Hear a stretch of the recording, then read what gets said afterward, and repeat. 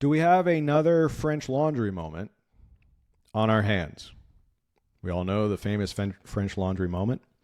Gavin Newsom, right in the peak COVID time when everything was shut down in 2020, when nobody could go to a restaurant, was photographed sitting at the French Laundry enjoying a opulent meal paid for by one of his best friends who was an oil and gas lobbyist, Jason Kinney. So look that up. Now we have a new, I think, French Laundry example of Gavin Newsom. So this story came out this past weekend about what was Gavin Newsom up to when LA started to see riots and protests. Where was he? Why was he not ready for this? Why did he not do what he had to do? Why did he not act as quickly? And this goes back to the whole thing about the lawsuit with the National Guard. So a story came out from the City Journal that says, a source who photographed Newsom at the event expressed shock that the governor was in attendance, given that riots had broken out in Los Angeles the day before. I couldn't believe it, the source said. He was just walking around like this on an everyday occurrence. Newsom was at the wine party for at least 90 minutes, according to a source who said that when the governor finally left, he appeared to retreat to the inner rooms of his winery. The timeline is worth noting. The Los Angeles riots broke out on June 6 in a response to the Trump administration's illegal alien deportation policies as Newsom sampled wines in Napa Valley. The next day, rioters in Los Angeles had already begun vandalizing public buildings, barricading streets, setting vehicles on fire, throwing rocks, bottles, and cinder blocks at law enforcement officers. That evening, after the wine party had finished, President Trump authorized the deployment of 2,000 National Guard troops to California, saying that they were needed to address the lawlessness. So, that's an important question. Gavin Newsom, what were you up to? And we know. Now we know what happened and where he was. He was at an event. It was called Vineyard Vibes or something like that. It's for his sister's nonprofit called Plump Jack Foundation, which I looked it up. She works a total of like 2 hours for. And it looks like it's a good cause. It's for breast cancer research and stuff like that. But it was a exclusive event where you had to pay like $150 a ticket, out of the price range of most people. It was a fancy wine event with food and wine at one of his Plump Jack wineries. Mind you, he still owns these Plump Jack wineries. I guess it's in a blind trust now. But to go back to the lawsuit that he is currently fighting right now, the court in that lawsuit had noted that there was a lack of action between June 6th and June 7th, which opened the door for President Trump to federalize the National Guard. And that quote from that story right there is very important to point out because between June 6th and June 7th, riots started to build. They started to get more out of control and nothing was being done. So while LA was seeing worse and worse riots and protests over the weekend of June 7th, you had Gavin Newsom up at one of his wineries, sipping wine, having a great time, not doing anything. Nothing was done, no National Guard, no extra help, nothing like that. And then finally on the evening of June 7th was when President Trump said, look, our federal agents are under attack, our federal property is under attack. We need to do something here to protect our federal buildings and our federal personnel. I'm the commander-in-chief. I'm the head of the federal government. I have to do something. So he called up the National Guard.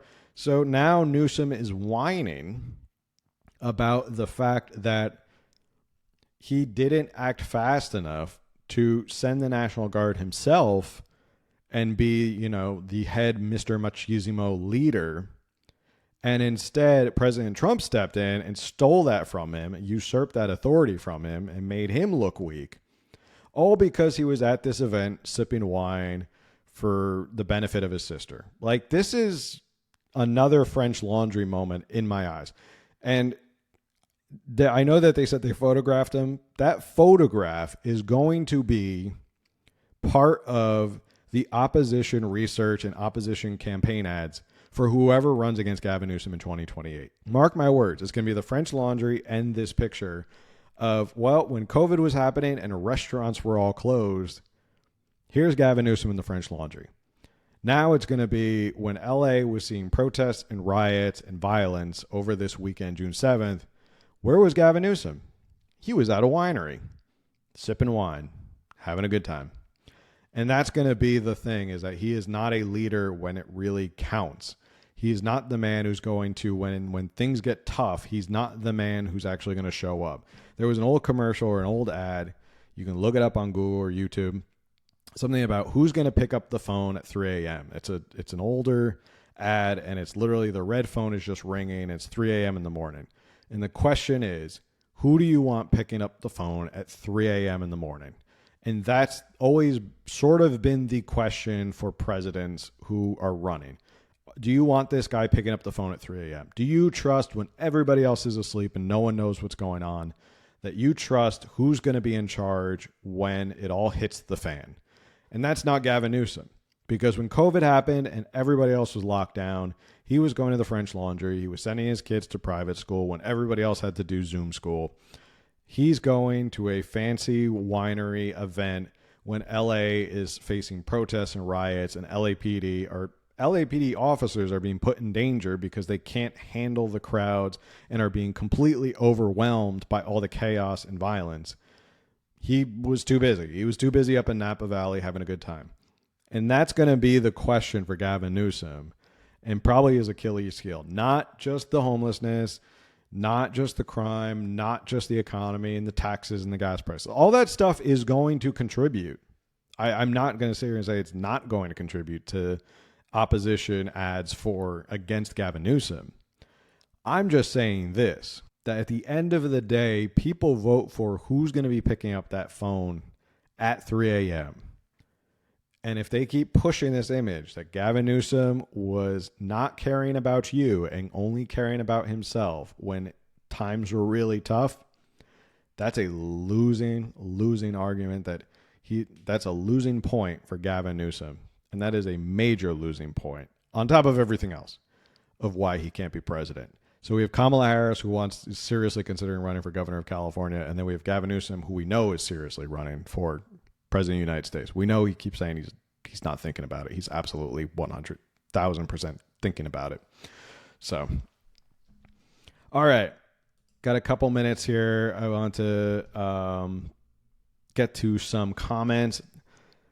Everybody who is jumping in live, thank you, everybody.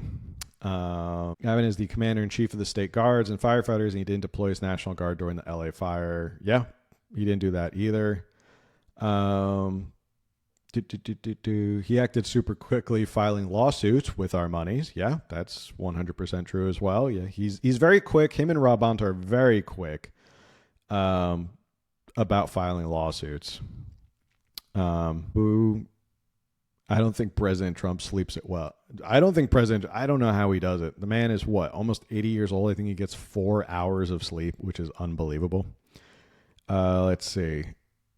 It's seriously just a problem with Democrats. Where was Newsom for the riots? Where was Karen Bass during the LA fires? Where was Joe Biden literally his whole presidency? Yeah, well, that's Kamala Harris in a nutshell. Is she doesn't want to make tough decisions when the pressure's on. So it matters who casts a vote and only Stalin. That's a great quote. All right. Gavin Newsom is very incompetent. He's delusional. Think he could win the race for president. Well, he's got an ego. I will say that. He's definitely got an ego, and he thinks he can run for president. He thinks he's basically, if you know any history about Gavin Newsom, you will know that he's basically been the anointed one for a long time. Ever since Willie Brown appointed him to some obscure seat in San Francisco, he's been the anointed one in California politics for a very long time. So when you go through decades of being the anointed one and basically you keep winning your way up, you get sort of delusions of grandeur that you should be president someday and that you're going to be president someday.